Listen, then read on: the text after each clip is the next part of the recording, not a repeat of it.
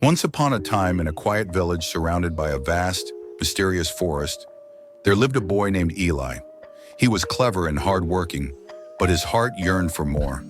You see, Eli's family was poor, and though they had enough to survive, he dreamed of a life filled with riches and ease. One morning, as the sun rose over the forest, Eli wandered among the trees looking for berries to bring home.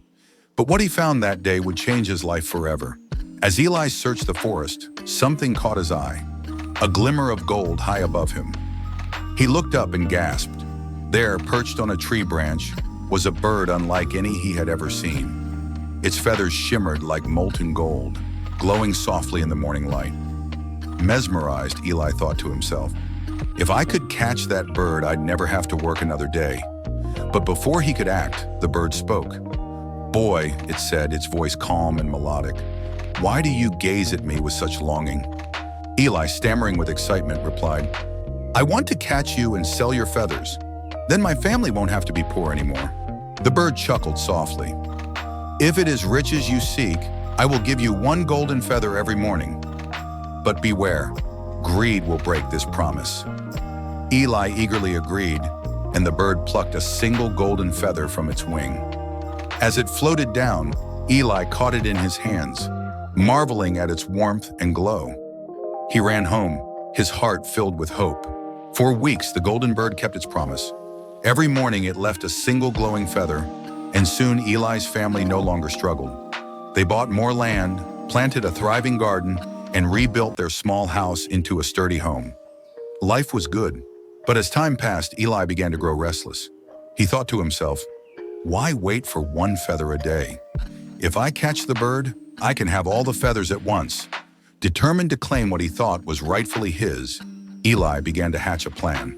One moonlit night, when the forest was still and quiet, Eli crept out of his home and into the trees. The golden bird was perched on its usual branch, its feathers glowing faintly in the dark. Climbing the tree carefully, Eli carried a net, his heart pounding with anticipation. As he reached for the bird, its eyes flickered open. But before it could react, Eli lunged, his hands brushing against its glowing feathers. In an instant, the bird vanished in a burst of golden light, leaving nothing behind but silence.